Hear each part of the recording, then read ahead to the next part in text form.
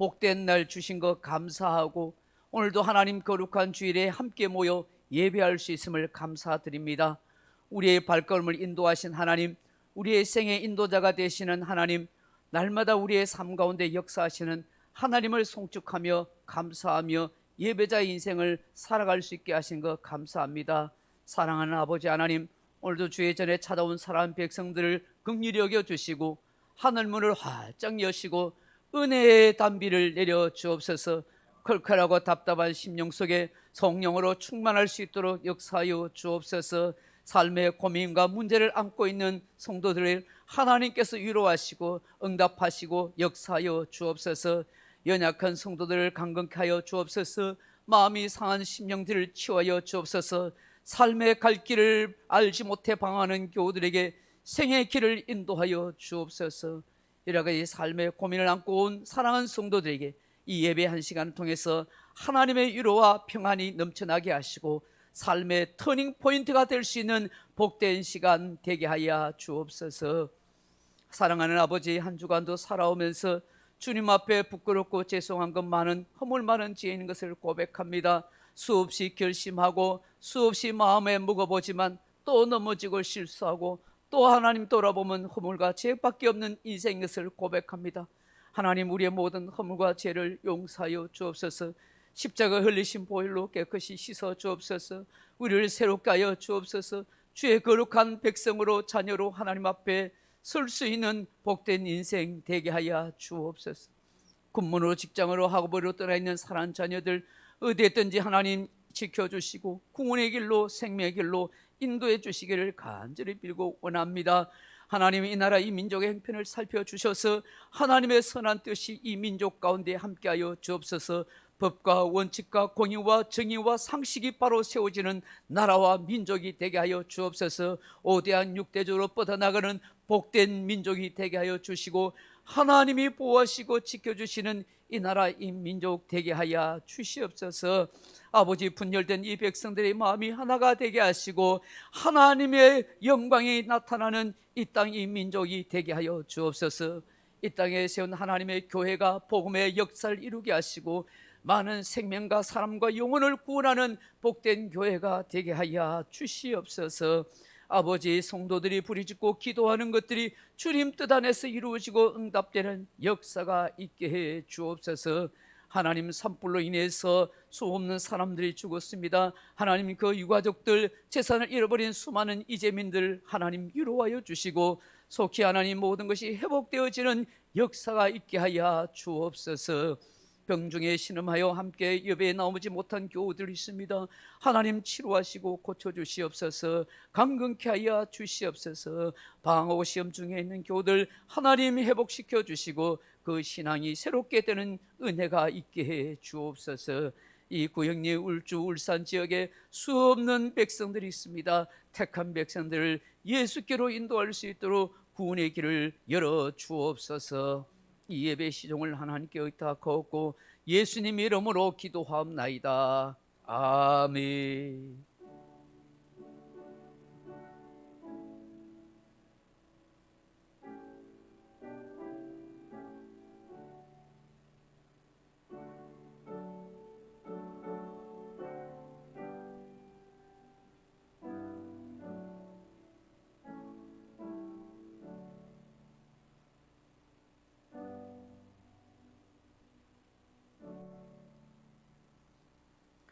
오늘 우리에게 주실 하나님의 말씀은 신약 성경 사도행전 9장입니다. 사도행전 9장 1절에서 22절 말씀까지, 사도행전 9장 1절에서 22절 말씀까지 우리 한 목소리로 같이 읽어보겠습니다. 신약 성경 201페이지입니다. 제가 가진 성경 201페이지입니다. 우리 사도행전 9장 1절 같이 한번 읽어보겠습니다. 시작. 사울이 주의 제자들에 대하여 여전히 위협과 살기가 등등하여 대제사장에게 가서 다메섹 여러 회당에 가져갈 공문을 청하니 이는 만일 그 도를 따르는 사람을 만나면 남녀를 막론하고 결박하여 예루살렘으로 잡아오려 함이라. 사울이 길을 가다가 다메섹에 가까이 이르더니 호련히 하늘로부터 빛이 그를 둘러 비추는지라. 땅에 엎드러져 들음에 소리가 있어 이르시되 사울아 사울아 네가 어찌하여 나를 박해하느냐 하시거늘 대답하되 주여 누구시니까 이르시되 나는 내가 박해하는 예수라. 너는 일어나 시내로 들어가라. 내가 행할 것을 내게 이를 자가 있느니라 하시니 같이 가던 사람들은 소리만 듣고 아무도 보지 못하여 말을 못하고 서 있더라. 사울이 땅에서 일어나 눈은 떴으나 아무것도 보지 못하고 사람의 손에 끌려 다메섹으로 들어가서 사흘 동안 보지 못하고 먹지도 마시지도 아니하니라.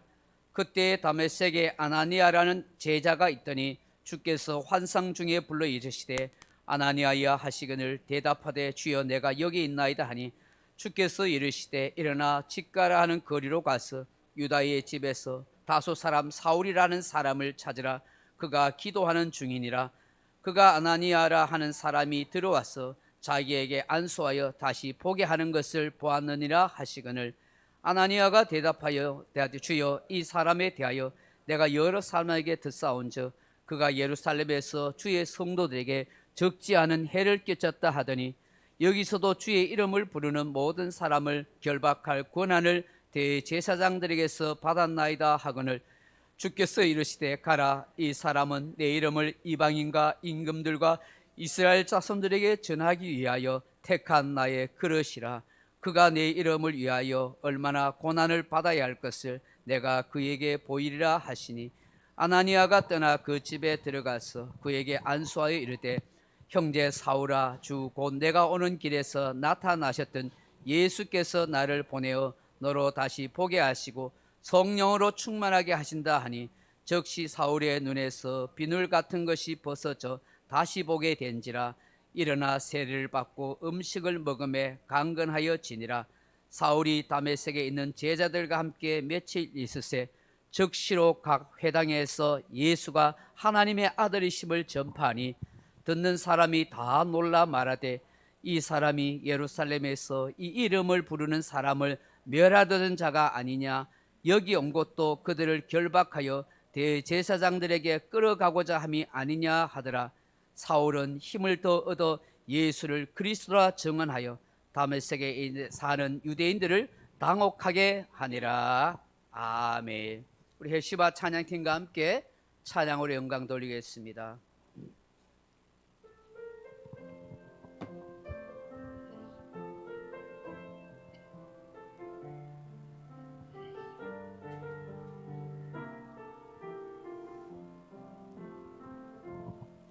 내가 고난 중에도 찬송할 수 있음은 은혜의 힘입니다.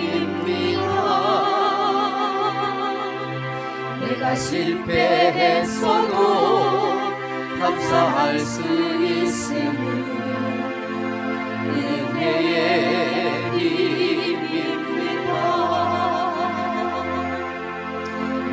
대적하는 자 사랑할 수 있음은 은혜의 힘입니다. 내게 고통 주는 자 도와줄 수 있음은 은혜의 힘입니다. 주님의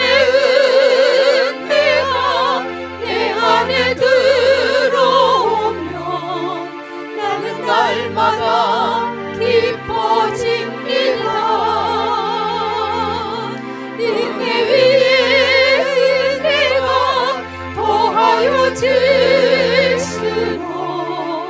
오직 주님만 바라봅니다.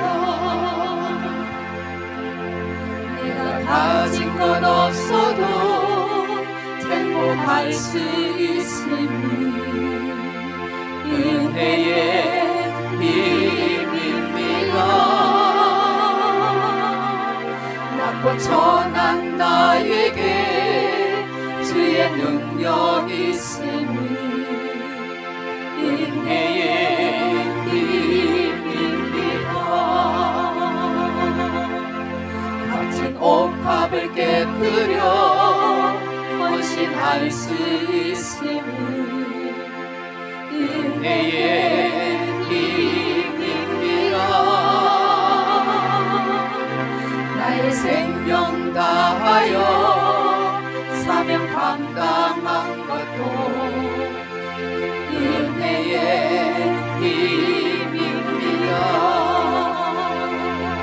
주님의 은혜가 내 안에 들어오며 모든 염려가 사라집니다. 은혜 위에 은혜가 더하여질수록 견디고 이길 힘이 생깁니다. 오직 주님만 바라보이며. 할렐루야. 살아가는 모든 것이 은혜의 힘인 줄로 믿습니다. 은혜 없으면 한 수도 살 수 없는 험한 세상입니다. 따라하십시다. 예수 잘 믿고 잘 살다가 천국 가십시다. 할렐루야. 오늘 사도행전 9장 1절에서 22절 말씀 가지고 터닝 포인트라 하는 제목으로 말씀의 은혜를 나누고자 합니다. 사랑하는 성도 여러분, 터닝 포인트란 말이 무슨 뜻일까요? 이 말의 뜻은 어떤 상황이 다른 방향이나 상태로 바뀌게 되는 계기 혹은 그 지점이나 시점이라 하는 뜻입니다. 오늘 우리 인생에서도 누군가를 만나거나 어떤 상황이 닥쳐서 삶이 새롭게 바뀌는 그런 계기가 있습니다. 이를 두고 터닝 포인트 혹은 우리말로 전환 시점이라 그렇게 말합니다. 어떻습니까, 성도 여러분? 여러분의 삶에서는 인생을 살아오면서 터닝 포인트, 전환 시점이 있었습니까? 굴곡진 인생길을 살아오면서 결정적으로 내 생각과 삶을 바뀌게 하는 그런 터닝 포인트가 있었습니까? 성경에 보시면 믿음의 사람들은 다 한결같이 삶의 터닝 포인트가 있었던 사람들입니다. 믿음의 조상 아브라함을 생각해 보십시오. 그는 갈대아 우르 땅에서 우상을 만들어 팔던 집안의 사람입니다. 그는 여호와 하나님을 모르는 사람입니다. 그런데 하나님께서 어느 날 그를 택하시고 부르십니다. 너는 너의 고향 친척 본토 아비집을 떠나라. 내가 내게 보여줄 땅이 있다. 그곳으로 가라. 그렇게 말씀하십니다. 이 일이 아브라함의 인생의 터닝 포인트가 되었습니다. 완전히 새로운 삶이 펼쳐지게 된 것이죠. 이로 말미암아 히브리 민족 이스라엘 백성, 이스라엘 나라가 생겨났고 그들의 조상이 되었기 때문입니다.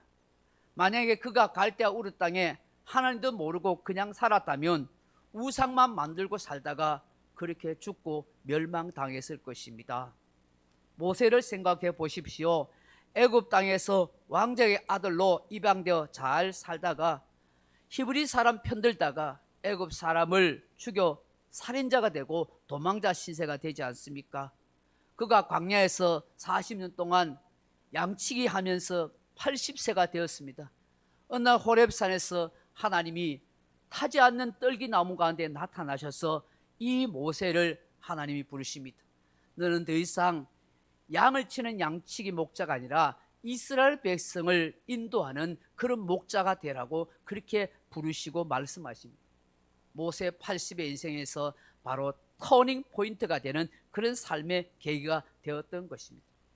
오늘 본문에 나오는 사울도 그러합니다. 희망, 소원, 강구라는 이름을 가진 사울은 의기양양했습니다. 큰 사람이 되기를 바랬습니다. 당대 최고의 율법학자인 가말리엘 문화생으로서 자신도 앞으로 훌륭한 율법학자가 되고 유대인의 전통 그런 바리새인으로 살아갈 거라고 생각했습니다. 하나님께 대한 유대교 신앙이 아주 특심한 사람이었습니다. 그런 그가 왜 사울에서 바울 작은 자라는 이름으로 개명할까요? 바로 다메섹 도상에 사건이 있었기 때문입니다.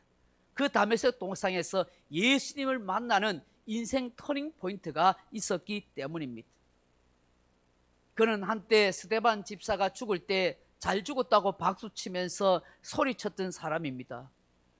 열심히 특심이어서 예수 믿는 사람들을 잡아다가 감옥에 가두려고 대제사장 공문을 가지고 그렇게 다메섹으로 가던 그 사람이었습니다. 그런데 그 다메섹 노상에 형언할 수 없는 강력한 빛이 그에게 둘러 비칩니다. 두려움에 벌벌 떨고 엎드려졌습니다. 그때 하늘에서 음성이 들립니다. 사울아 사울아 네가 나를 어찌하여 핍박하느냐. 평생 들어보지 못한 음성을 듣고 평생 경험해보지 못한 강력한 빛 앞에서 놀라서 묻습니다. 주여 누구시니까? 그때 예수님이 말씀하십니다. 네가 핍박하는 예수다라고 그렇게 말씀합니다. 사울은 나름대로 정말로 대단한 일을 한다고 생각했는데, 예수는 이단하라고 생각했는데, 잘못된 사람이라고 생각했는데, 그 예수가 바로 신의 음성이었고 하나님의 아들의 음성이란 사실을 그때서야 깨닫게 되는 것입니다. 여러분, 오늘 우리는 이 말씀에서 얼마나 위로가 되고 힘이 되는지 모릅니다. 예수님께서 예수 믿는 사람들을 핍박하는 것에 대해서 나를 핍박하는 것이라고 말씀합니다. 그러니 바꿔 생각해 보면 예수 믿는 나에게 잘해주고 칭찬해주면 누구한테 하는 걸까요? 예수님에게 하는 거예요. 그 세상 사람들에게 그렇게 이야기하세요. 니 내한테 잘해주면 니 우리 예수님한테 하는 거지. 내 예수 믿는 사람은 나하고 하나돼. 그렇게 이야기하시면 되는 거예요. 예수 믿는 사람을 핍박하는 것에 대해서 예수님께서는 나를 핍박한다고 박해한다고 말씀하셨으니까 예수 믿는 사람한테 잘해주면 예수님한테 잘하는 건 아니겠어요? 이런 마태복음 25장에서 양과 염소의 비유에서 뭐라고 말씀해요? 지극히 작은 내 형제 중에서 지극히 작은 자에게 한 것이 누구에게 한 거라고요? 나에게 한 거라고, 예수님에게 한 거라고 했잖아요. 내가 누군가에게, 정말 예수 믿는 성도에게 누군가에게 선한 일 착한 일 하면은 예수님에게 한 거라고 생각하는 거예요. 그러니 여러분들에게 잘해주세요. 말이라도 따뜻하게 해주시고요, 선한 일 좋은 일 해주세요. 왜? 그것이 그에게 해주는 것이 아니고 아무개 집사님 아무개 성도에게 해주는 거 아니라 누구에게 해주는 거예요? 예수님에게 해주는 거예요. 에베소서 6장 7절에 보시면은 기쁜 마음으로 섬기기를 주께 하듯 하고 사람들에게 하듯 하지 말라고 말씀합니다.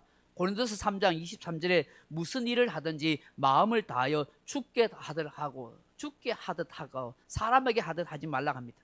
우리는 쉽사리 세상 사람들에게 그냥 아무렇게나 생각합니다. 그런데요, 우리가 정말로 다른 성도들을 섬기는 것은 주님을 섬기는 것처럼 해야 됩니다. 왜? 그것이 주님을 섬기는 것이 된다고 주님이 인정하기 때문인 것입니다.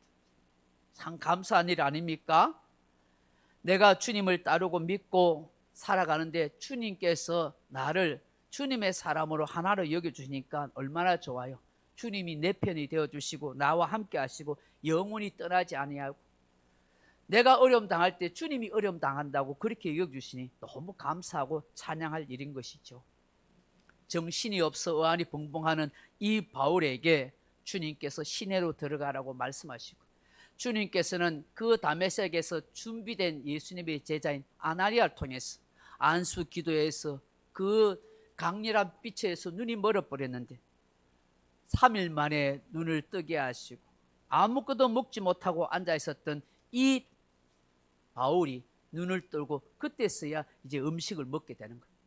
자기가 가져왔던 그 유대적인 전통, 예수 믿는 사람들을 전부 잡아다 감옥에 가두고 죽여야겠다던 그 생각들, 지금까지 살아왔던 모든 삶이 완전히 무너집니다.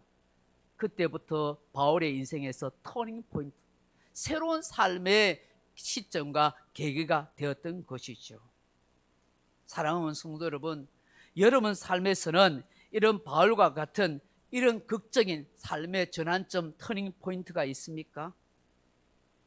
바울처럼 이런 극적인 삶의 터닝 포인트나 그런 사건이나 경험이 없더라도 어떤 일로 통해서, 어떤 사건을 통해서 누군가를 만나서 나의 사상이나 나의 세계관이나 나의 인생관이 바뀌는 그런 계기는 없습니까?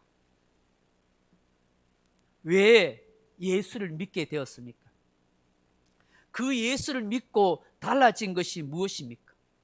여러분의 인생을 새롭게 하고 행복하게 하고 멋진 인생을 살아가게 하는 것이 무엇입니까?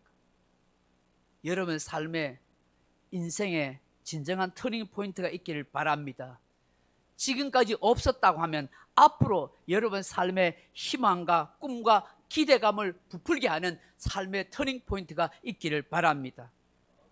며칠 전에 몇 사람의 강의를 들은 적이 있습니다. 한 분은 나면서부터 앞을 보지 못하는 이병이라는 시각장애인입니다. 시각장애인 협회에서 앞도 보지 못하는 사람이 23년간 일을 하면서 정상인들처럼 강의를 유창하게 하십니다. 앞을 전혀 보지 못하지만 얼마나 말을 유머 있게 하고 유창하게 하는지 모릅니다. 또 한 분은 휠체어 생활하는 뇌병변 장애인 윤희자라는 분입니다. 울산 장애인 자립생활 센터장을 하십니다. 여러분 뇌병변 장애인의 모습은 어떤지 아시죠? 휠체어 타고 있습니다. 몸이 들려 있습니다. 말도 이렇게 합니다. 말이 좀 어눌합니다. 그런데 그분이 얼마나 논리 있게 똑똑하게 강의를 잘하는지 모릅니다. 사람의 편견으로 보면 무시할 수 있습니다. 그러나 사람의 마음을 감동시키는 능력이 있는 사람이었습니다. 또 한 분은 중증 발달 장애 아동을 데리고 있는 이정희라는 어머니입니다. 지적 장애요 발달 장애 그 아들을 20년 넘게 키워오는 이정희 어머니입니다. 그 어머니는 대한민국 장애인 인권위원이기도 하고 울산 발달 장애를 돌보는 발달 장애 센터장이기도 합니다. 그리고 마지막으로 오대현이라는 분입니다. 오대현 씨는 전신마비 환자입니다. 이분은 원래 정상인이었습니다. 지금은 한국척수장애인협회 울산광역시 협회장입니다. 오대현 씨는 26년 전에 21살의 나이에 경북고속도로에서 자가용을 차를 타고 오다가 여러분 오시다 보면 경주 좀 나돌목쯤 되면 건천휴게소라고 있죠. 그 건천휴게소를 막 지나는데 옆에 있는 친구가 야 휴게소에 들어가자 이렇게 이야기했나 봐요. 근데 지나는 순간에 휴게소 들어가자니까 운전하는 친구가 급하게 차를 꺾어버렸는데 꺾다가 보니까 너무 급하게 꺾어서 가드레일을 쳐버린 거예요. 그리고 가드레일 치면서 여러분 이게 고속도로 오다 보면 한쪽에 왜 뭐 이렇게 주차할 수 있는 공간이 있잖아요. 그래 큰 화물차가 거기 있었는데 화물차 밑으로 그냥 들어가 버렸어요.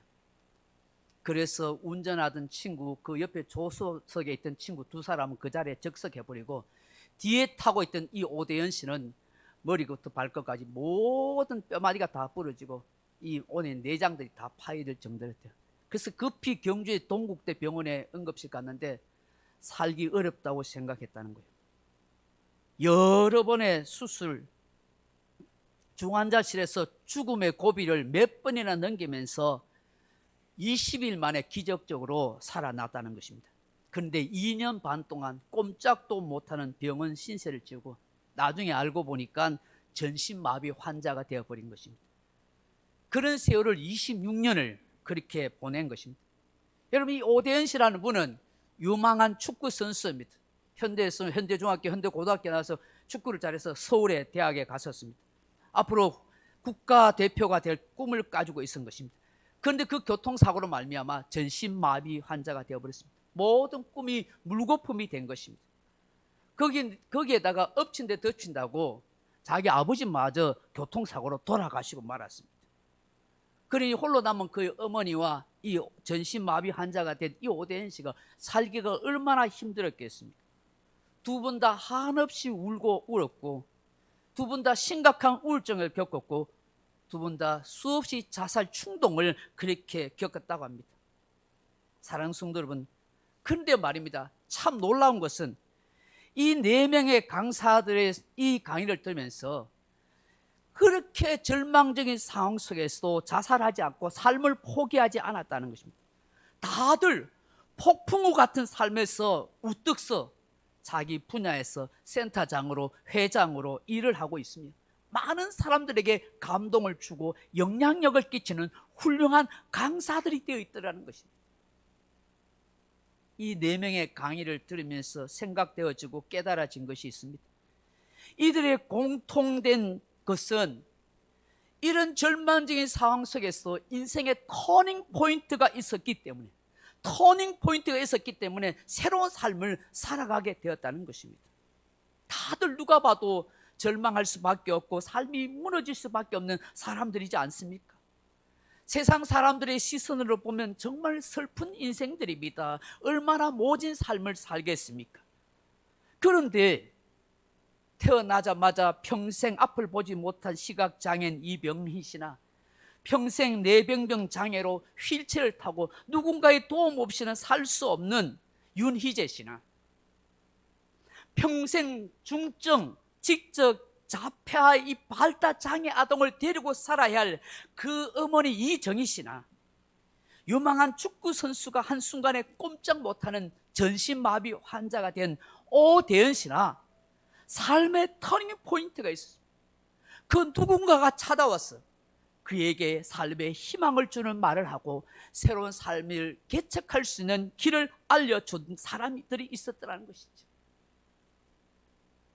그런 터닝 포인트의 상황이 될 수 있도록 한 사람과 상황이 있었기에, 희망을 주고 위로를 주며 삶의 용기를 주는 그런 사람과 그런 상황이 있었기에 이 사람들이 이렇게 새로운 인생을 살아가게 되더라는 것입니다.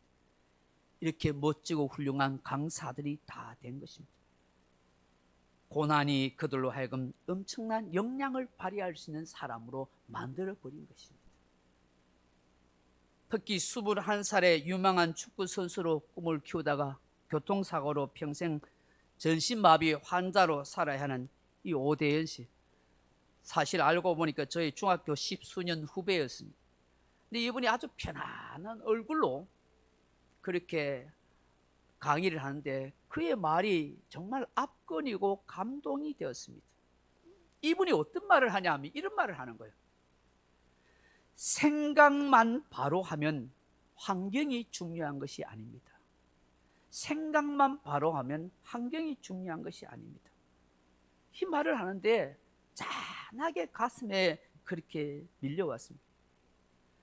이 전신마비 환자가 되었고 21살의 꿈 많은 청년이 축구 선수로 꿈을 꾸었던 이 선수가 아무것도 할 수 없는 인생에서 척수장애인 협회장이 되고 많은 사람들에게 감동을 주는 이런 강사가 될 수 있었던 것은 생각을 바로 했기 때문에. 그래서 생각만 바로 하면 환경은 아무것도 아닙니다. 여러분, 왜 환경이 중요하지 않겠습니까? 얼마나 사람들이 환경을 탓합니까?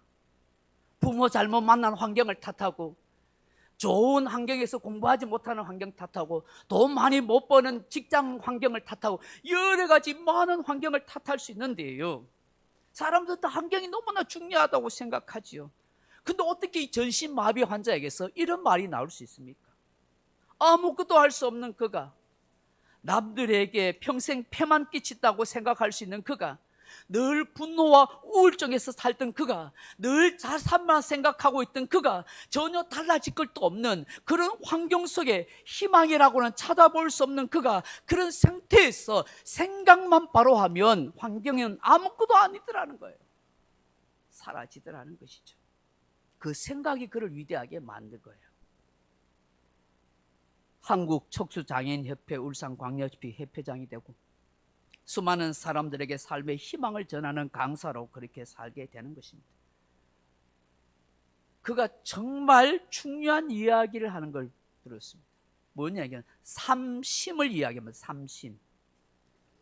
초심, 중심, 진심.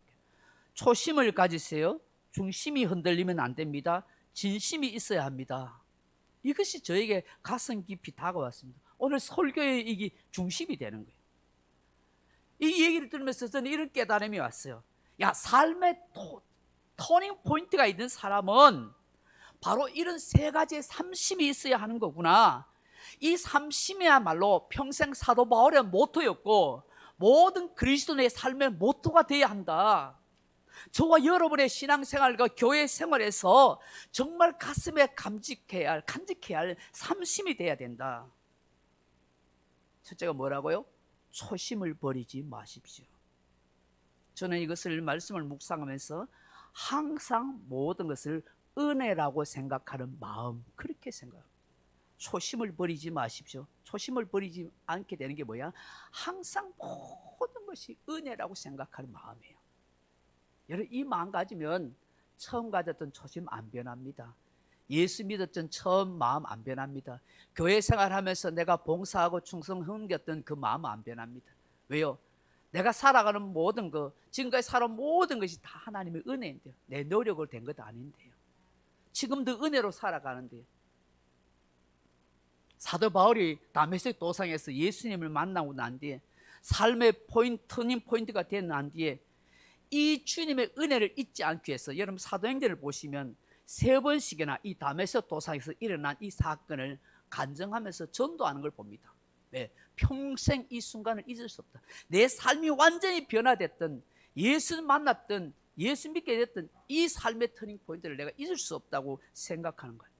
이 초심을 버리지 않기 위해서 사도 바울은 빌립보서 3장 13절 이하에 이렇게 말합니다. 형제들아, 나는 내가 아직 잡은 줄로 여기지 아니하고 오직 한 일, 즉 뒤에 있는 것은 잊어버리고 앞에 있는 것을 잡으려고 표대를 향하여 예수 그리스도 안에서 하나님이 위에서 부르신 부름의 상을 위하여 달려가노라, 그렇게 말씀합니다. 저도 여러분도 예수 처음 믿었을 때에, 처음 교회 나왔을 때에 감동이 있었을 것입니다. 아니면 어느 날 목사님의 설교를 들을 때 하나님의 사랑에 대한 확신이나 믿음이 생겼을지도 모릅니다. 그래서 내가 교회를 열심히 다녀야겠다, 열심히 예수 믿어야겠다, 열심히 교회를 봉사하고 섬겨야겠다고 그 다짐을 했을지도 모릅니다. 그 초심의 마음을 평생 간직하라는 것이죠. 그것이 내 삶과 내 인생을 하나님 앞에서 아름답고 복되게 하는 비결이 되기 때문입니다. 삶의 터닝 포인트가 있는 성도는 초심을 평생 잃어버리지 않고 사는 성도인 것입니다. 정말 초심을 버리지 않는 그런 멋진 저와 여러분 되기를 주님의 이름으로 축복합니다. 둘째로, 중심을 잃어버리지 마십시오. 이 중심이 흔들리지 않는 것은 저는 이렇게 생각했습니다. 삶의 원칙을 가지고 있는 마음. 여러분, 삶의 원칙을 가지고 있는 사람은 중심이 흔들리지 않습니다. 어떤 상황과 환경이 와도 흔들리지 않아요. 왜 흔들리냐면 내가 정해놓은 삶의 원칙이 없어요. 그러니까 이 사람 말 들으면 그런갑다 하고 기가고, 저 사람 말 들으면 그런갑다 싶으면 좌우로 흔들리는 거예요. 내가 가진 신앙의 원칙, 삶의 원칙을 가지시면 안 흔들립니다. 여러분, 다니엘서를 보십시오. 다니엘이라는 사람 생각해 보십시오. 그가 결코 흔들리지 않는 중심이 있었습니다. 어떤 상황이 닥쳐도, 어떤 환경이 된다 할지라도 이 중심만은 잃어버리지 않았어요. 왜요? 다니엘에게는 삶의 원칙을 가지고 있어요. 그 원칙이 뭐예요? 뜻을 정한 거예요. 우상 앞에 바쳐진 음식은 내가 먹지 않으리라. 내 신앙 양심을 더럽히는 것을 결코 하지 않으리라. 하나님을 경외하는 신앙에서 흔들리지 아니하리라. 그렇기 때문에 포로로 잡혀와서도 그 우상 앞에 바쳐진 그 왕의 진수성찬을 줘도 죽으면 죽으려 하고 안 먹은 거예요. 그의 삶의 원칙이 무엇이에요? 어떤 일이 있더라도 하루에 3번씩 내가 기도하리라. 여러분, 다니엘서 6장을 보십시오. 그 자기를 고소하는, 고발하는 사람이 있음에도 불구하고 하나님께 기도하면은 잡혀가서 사자굴에 던져진다는 걸 알고 있음에도 불구하고 창문을 열고 예루살렘 향하여 하루 3번씩 무릎을 꿇고 하나님께 기도하고 감사하였더라. 이런 일이 어떻게 가능합니까? 여러 가지 어려운 상황 속에서 죽음의 위협이 다가올 수 있음에도 불구하고 흔들리지 않은 것은 그의 삶의 원칙이 있었던 거예요. 중심이 흔들리지 아니하면 결국 그 사람이 든든하게 서게 되는 것입니다. 여러분도 저도 이 신앙의 중심을 바로 가지고 살길 바랍니다. 신앙의 원칙을 가지고 있어야 돼요. 그래야만 어떤 상황 속에서도 믿음이 흔들리지 않습니다. 어떤 형편이 돼도 하나님이 원하시는 하나님의 사람으로 살아가는 거예요. 다니엘이 사자굴 속에서 나오고 자기를 고발한 사람들이 거기에 들어가 죽고 근원에서 더 높아졌습니다. 여러분, 그런 거 안 돼도 그 사자굴 속에서 죽는다 할지라도 다니엘은요, 하나님 원망하지 않았을 거예요. 왜요? 나는 하나님을 향한 신앙의 원칙과 중심이 있다고 믿었기 때문에. 그래서 죽으면 죽으리라고 그렇게 각오하고 사자굴 속에 던져진 거예요. 위대한 설교자요, 위대한 목회자였던 요나단 에드워드라는 목사님이 있습니다. 그가 청년 시절에 은혜를 받고 예수 믿고 난 뒤에 삶의 터닝 포인트가 되었습니다. 그러면서 일평생 변치 않는 삶의 원칙 5가지를 가지고 있었다고 합니다. 들어보세요. 그 첫째가 나의 생존하는 동안 혼신의 힘을 다해 살자. 내가 생존하는 동안 혼신의 힘을 다하여 살자는 것. 두 번째, 한순간도 게으르게 지내지 말자. 가능한 한 시간을 가장 적절하게 사용하자는 원칙을 가졌대. 세 번째, 다른 사람을 해롭게 하는 일은 생각지도 말자. 네 번째, 원수 갚지 말자. 다섯 번째, 남은 생에 무엇을 하며 보낼 것인가를 걱정하지 말자. 생애에서 쓸모 있는 삶을 살아가자. 여러분, 이 5가지 원칙을 가지고 살았대요. 그래서 어떤 여러 가지 시험과 어려움이 와도 그는 흔들리지 않았대요. 여러분, 정말 이런 것들은 우리가 실천해 볼 수 있는 것 아닐까 했어요. 여러분에게도 삶의 원칙이 바로 있는 중심이 흔들리지 않는 그런 삶이 되기를 바랍니다. 마지막으로 진심을 항상 담으십시오 하는 것입니다. 이 말은 저는 진실이 결국 승리한다는 마음이라 그렇게 믿습니다. 아무리 거짓이 판치는 세상이고 진실을 일시적으로 거짓이 이긴다고 해도 그 끝은 언제나 진실이 이기는 것입니다. 우리가 어떤 일을 하더라도 진심을 담으면 누군가가 감동하게 되어 있는 것입니다. 나의 진심을 알아줄 날이 있는 것입니다. 결코 편법으로 사람의 눈가림으로 하는 것은요, 다 들통나게 되어 있는 것입니다. 여러분이 어떤 일을 하더라도 진심을 항상 담으려고 하시기 바랍니다.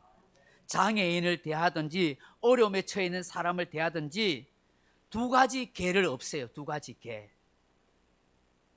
그 2가지 개가 뭔지 아세요? 편견과 선입견이에요. 개라고 했는데 견은 볼견자예요. 편견과 선입견을 없애고 다른 사람에 대한 이해와 배려의 마음을 가지고 대하면 나의 진심이 통할 수가 있는 것입니다. 술에 만취해서 고래고래 과음치는 사람이 있었습니다. 스코틀랜드로 출발하는 열차를 타는데 자기 마누라가 자기 아이들 앞세우고 뒤에서 술이 채가지고 소리 지르면서 그렇게 그 열차에 타는 사람이 있었습니다. 사람들이 전부 다 꺼려하고 싫어했습니다. 사람들이 저 술 취한 사람 빨리 잤으면 좋겠다고 생각했습니다. 그때에 금주 운동가로 신실하게 믿음 생활하는 한 분이 저분을 보고 기도하게 되었습니다. 하나님, 저 사람 다른 사람한테 피해 주지 아니하고 술 취해서 소리 지르는데 자녀에게나 부인에게도 뿐만 아니라 다른 사람에게 피해 주는데 그냥 빨리 열차간에 들어가 앉아서 잠을 잤으면 좋겠습니다 하고 기도했대요. 그리고 기도하면서 이분이 찬송을 부른 거예요. 그 찬송을 부르는데 이 술 취한 사람이라도 찬송 소리는 들을 거 아니에요? 그래 비시시 눈을 뜨더만 찬송 소리를 듣더만 잠이 들어버렸어요. 진짜로. 그리고 난 이제 열차가 이제 그 목적지에 도착해서 내릴 때 됐는데 이 술 취한 사람이 한참 자고 일어나더만은 비시시 일어나더만은 아이고 찬송 소리 잘 들었습니다. 감사합니다 하고 그렇게 가더래요. 그리고 난 뒤에 15년이 지난 거예요. 15년이 지나서 어느 날 그 지역에 다시 이 강의하러 가게 됐는데 어느 부부가 막 다가오더래요. 아는 척하고. 그 누군가 하고 그랬더니 혹시 15년 전의 일을 기억하십니까? 15년 전에요? 이 열차에서 술 취해서 소리 지르던 그 사람을 기억하십니까? 하더래요. 아, 예, 알고 말고요. 예, 그 사람이 바로 접니다. 저는 그때 당신이 부른 찬송을 잊을 수가 없습니다. 진심으로 저를 걱정해서 불러주는 그 찬송 소리에 제가 감동을 받았고 이제 신실한 그리스도인이 되었습니다. 내 아들은 지금 목사가 되려고 공부하고 있습니다. 이 술 취해 고래고래 과음 지르던 이 사람의 그 아들이 바로 영국이 낳은 세계적인 부흥사이자 목회자인 조셉 페크라는 목사인 것입니다. 이런 한 사람의 진심이 담긴 그 찬송 소리를 듣고 이 사람이 변화되는 삶의 터닝 포인트가 되는 그런 역사가 일어난 것입니다. 그러므로 삶의 터닝 포인트가 일어날 수 있는 진실된 마음, 진심을 담아주는 그런 우리의 행동과 삶이 바로 놀라운 역사가 일어나게 하는 것입니다. 말씀을 맺습니다. 사랑하는 성도 여러분, 사람마다 삶의 터닝 포인트가 있습니다. 좋은 일이든지 슬픈 일이든지 그것이 내 생의 삶의 터닝 포인트가 되기도 합니다. 나로 하여금 새로운 시각, 새로운 생각, 새로운 삶을 살게 합니다. 저 또한 마찬가지인 것 같습니다. 군대에서 죽을 고비를 겪지 않았다면 제대로 예수 믿었을까? 얼렁뚱땅 재미로 다녔던 교회 생활, 그냥 낭만에 젖었던 그런 대학의 교회 생활, 신앙 생활에서 그렇게 끝났을 것입니다. 그러나 그 방황기를 거쳐서 말씀과 기도 아니면 될 수 없다는 주님의 만남을 통해서 새로운 거듭난 그리스도인이 되었습니다. 직장 생활의 고달픔과 눈물로 기도했던 그 3년의 세월이 없었다면 하나님이 저를 목회자로 부르시는 그런 역사는 없었을 것입니다. 지난 모든 세월이 삶의 터닝 포인트였고 하나님의 은혜와 사랑이었고 나를 연단하는 계기가 되었던 것입니다. 어쩌면 여러분의 생에도 삶의 터닝 포인트가 있을지 모릅니다. 거듭난 그리스도인으로 삶의 터닝 포인트가 있기를 바랍니다. 좋은 신앙의 사람으로 새롭게 되는 그런 삶의 전환점이 있기를 바랍니다. 마지막으로 이 말씀하고 마치겠습니다. 마르셀 프루스트라 하는 분이 이런 말을 했습니다. 바뀐 것은 없다. 단지 내가 달라졌을 뿐이다. 내가 달라짐으로 모든 것이 달라진다. 바뀐 것은 없다. 내가 단지 달라졌을 뿐이다. 저는 삶의 터닝 포인트가 딱 두 가지라고 생각합니다. 내가 바뀌고 달라지는 것입니다. 그리고 무엇보다도 내 인생을 향한 하나님의 절대적인 섭리와 인도하심을 믿는 것입니다. 여러분에게 이런 은혜가 임하길 주님의 이름으로 축원합니다. 기도하겠습니다. 하나님 아버지, 우리는 살아오면서 내 가치관과 인생관이 바뀌는, 또 앞으로 살아가면서 삶의 전환점이 생기는 그런 삶의 터닝 포인트가 하나님 있을 줄 모릅니다. 그럴 때마다 정말 좋은 사람으로 변화되게 하시고 훌륭한 신앙의 사람으로 변화되게 도와주옵소서. 우리의 생각이 바뀌어서 그 어떤 환경도 이겨갈 수 있는 능력의 사람이 되게 하여 주옵소서. 남들이 보기에는 절망적인 슬픔의 사람들이었지만 그러나 생각이 바뀌어서 그들의 환경을 극복해 갔던 것처럼 바울이 다메섹 동상에서 예수님 만남으로 삶의 터닝 포인트가 일어났던 것처럼 오늘 우리 성도들도 진짜 예수님 만나서 삶의 터닝 포인트가 있고 새롭게 사는 역사가 있게 해 주옵소서. 초심을 잃어버리지 않고 중심이 흔들리지 않고 진심을 담아서 사람들과의 관계를 아름답게 만들어가는 우리 모두 되게 하여 주옵소서. 예수님 이름으로 기도합나이다. 아멘. 289장 찬송하십시다.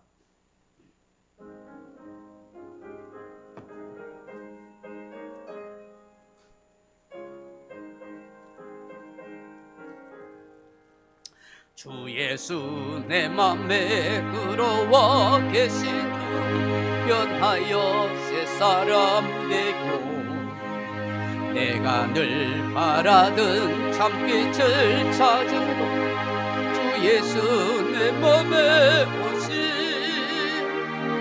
주 예수 내 맘에 오신 주 예수 내 맘에 오신 물밑 내 맘에 기쁨이 넘치는 주 예수 내 맘에 주 예수 내 맘에 들어와 계시는 망령된 행실을 끊고 머리털보다도 더 많던 내 죄가 눈보다 더 휘어졌네 주 예수 내 맘에 오시 주 예수 내 맘에 오시 물밑던 내 맘에 기쁨이 넘치는 주 예수 내 맘에 오시 내 맘에 소망을 든든히 가지고 주 예수 내 맘에 오시 의심의 구름이 사라져버린 주 예수 내 맘에 오시 주 예수 내 맘에 오시 주 예수 내 맘에 오시 물밀듯 내 맘에 기쁨이 넘치면 주 예수 내 맘에 오시 사망의 엄침한 골짜기 가다가 밝은 빛 호련히 비춰 저 멀리 하늘을 환하게 보이는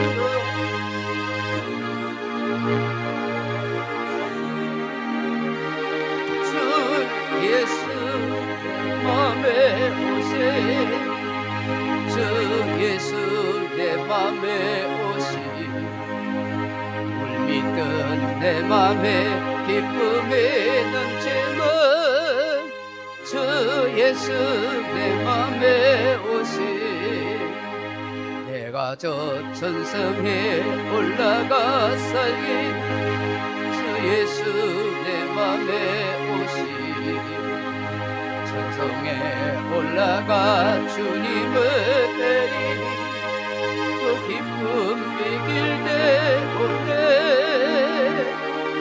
주 예수 내 맘에 오시 주 예수 내 맘에 오시 물밀듯 내 맘에 기쁨이 넘치는 주 예수 내 맘에 오시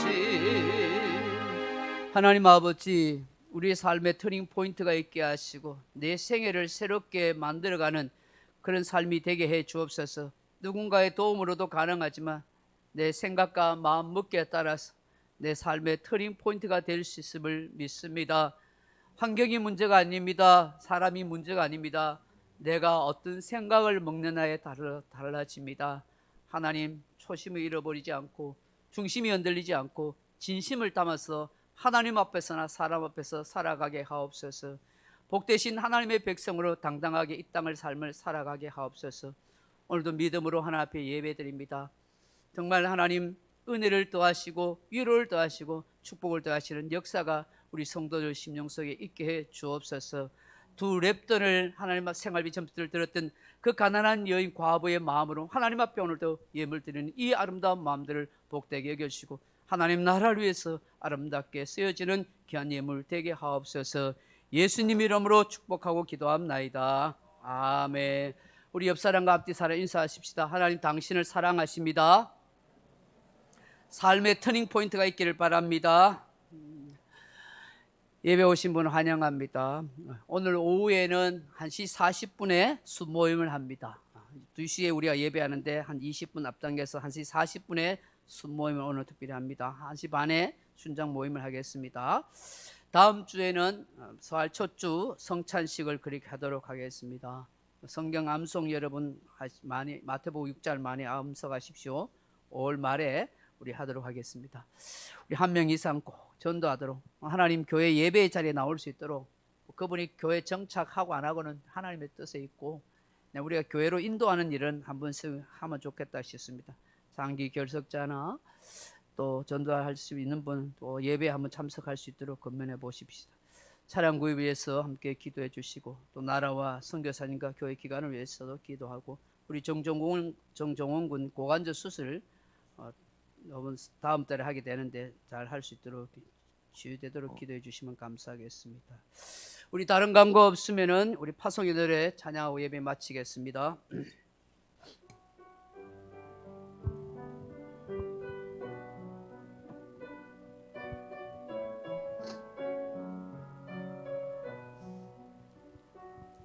날 가는 길에 주의 평강 있으리 평강의 왕 함께 가시니 내 걸음 걸음 주 인도하시니 주의 강한 손 너희 부시니 너의 가는 길에 주의 축복이 있으니 영광의 주 함께 가시니 내가 밟는 모든 땅 주님 다스리니 나는 주의 길 예비되리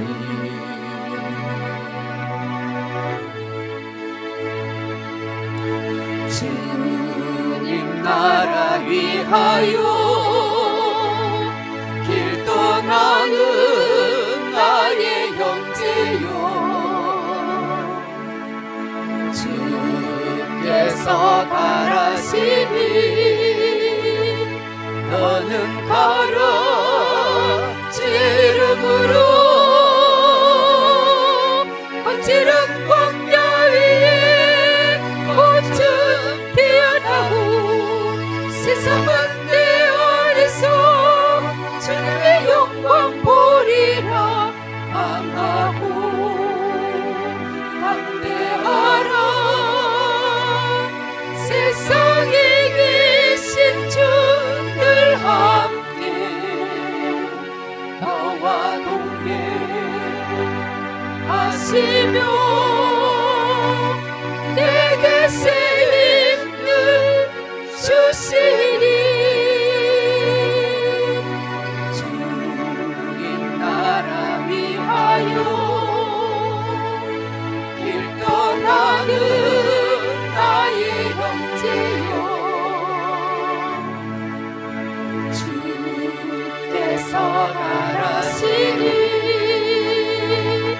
너는 가라 주의 이름으로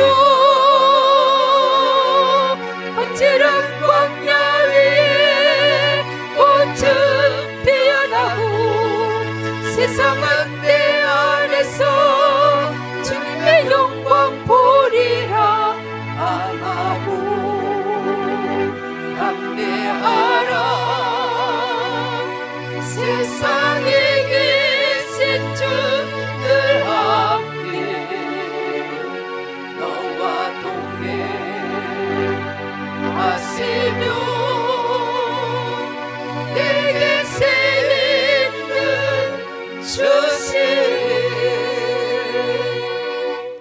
주 예수 그리스도의 은혜와 하나님 아버지의 사랑과 성령의 감동 열의 고통 충만한 은사가 진짜 예수님을 만나는 삶의 터닝 포인트가 있기를 간절히 소망하고 어떤 환경 속에서도 생각이 바뀌면 얼마든지 가능하다는 사실을 믿고 초심과 중심과 진심을 가지고 하나님 앞에서나 사람 앞에서 한번 살아보겠다고 그렇게 간절히 소망하고 간구와 결심해보는 이 자리에 참석한 사랑하는 백성들 심령 속에 이제부터 영원토록 함께 있을지어다. 아멘.